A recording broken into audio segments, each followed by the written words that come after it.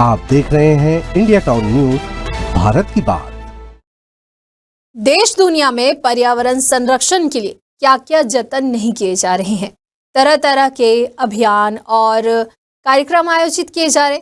वहीं प्रधानमंत्री नरेंद्र मोदी के द्वारा शुरू किए गए एक पेड़ मां के नाम अभियान को तो खासी सफलता मिली है। वहीं बच्चे, बूढ़े, युवा सभी पौधे लगा रहे हैं। अब आपको हम ऐसी तस्वीर दिखाने और एक सार्थक पहल के बारे में बताने जा रहे हैं जो आपका दिल जीत लेगी। देखिए हमारे इस खास रिपोर्ट में, और मैं हूं आपके साथ रंजना राज।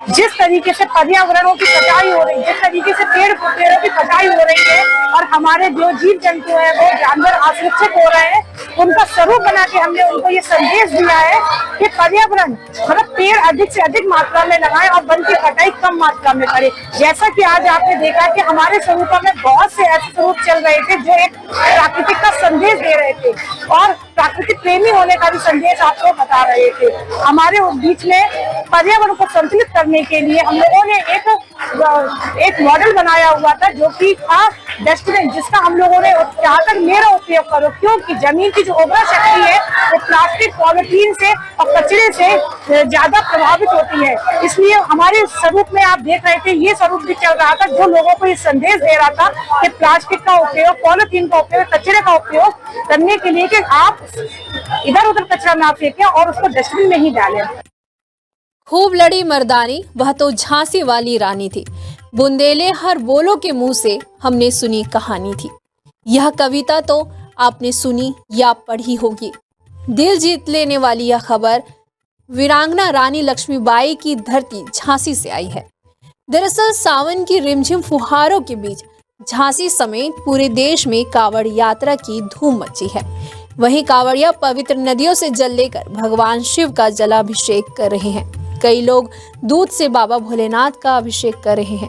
वहीं झांसी में कुछ अलग ही किस्म की कांवड़ यात्रा निकाली गई। कांवड़ में जल नहीं बल्कि हरे भरे पौधे लेकर कांवड़िया चल रहे थे। प्रकृति बचाने का संदेश देते कांवड़िया वन्य प्राणियों, पक्षियों और पेड़ों का रूप धरे लोग गजब की छटा बिखेर रहे थे। पर्यावरण के दुश्मन माने जाने वाला कचरा, प्लास्टिक और धुएं को नकारात्मक शक्ति के रूप में यात्रा में शामिल किया गया था। सबसे पहले बताया गया है कि हमें पर्यावरण को सुरक्षित कैसे रखना है, साथ ही उसको बचाने के लिए प्रयास के लिए देखा आपने जैसे कि प्लास्टिक खाता हुआ एक मानव, अगर वो प्लास्टिक खा रहा है तो उससे क्या नुकसान होंगे, इस यात्रा के माध्यम से ये बताया गया। साथ में मैं एक निवेदन और आपके मीडिया के माध्यम से करना चाहती हूँ कि पेड़ लगाएं, एक पेड़ माँ के नाम, ये अवश्य करें जिससे कि जो हमारा वातावरण है वो शुद्ध हो और प्रदूषण कम हो, जिससे हम स्वस्थ रह पाएंगे। बहुत लंबे टाइम तक हम स्वस्थ रहेंगे तो एक अच्छी लाइफ जी पाएंगे। कांवड़ से ही क्यों जुड़ा गया? आज चूंकि एक सावन का बड़ा पवित्र महीना चल रहा है और लोगों को समझाने के लिए धर्म एक बहुत अच्छा माध्यम है जिससे कि वो प्यार से उस चीज को समझ लेते हैं। और मुझे लगता है सावन एक बहुत अच्छा महीना था, इसके लिए कांवड़ यात्रा निकाली गई और ये बड़ी सफल रही। यह अनोखी और प्रेरणादायक कांवड़ यात्रा जिला जल कल्याण समिति और रानी झांसी फाउंडेशन ने निकाली थी, जिसमें कांवड़ उठाने वाले युवकों ने अपनी अपनी कांवड़ पर जल की जगह पौधे उठा रखे थे। वहीं उनके साथ साथ एक भव्य रैली भी चल रही थी जिसमें पर्यावरण जागरूकता के लिए पोस्टर, बैनरों, भालू, शेर, हिरण और पक्षियों का रूप धारण किए हुए लोगों के साथ वहीं स्कूली बच्चों और एनसीसी कैडर भी चल रहे थे। कांवड़ यात्रा को रानी लक्ष्मीबाई पार्क से धर्मगुरु आचार्य हरिओम पाठक ने हरी झंडी दिखाकर रवाना किया। पर्यावरण जागरूकता के लिए निकाली गई यह कांवड़ यात्रा विशेष आकर्षण का केंद्र रही। दर्जनों लोग इस दृश्य को अपने मोबाइल कैमरों में कैद करते नजर आए।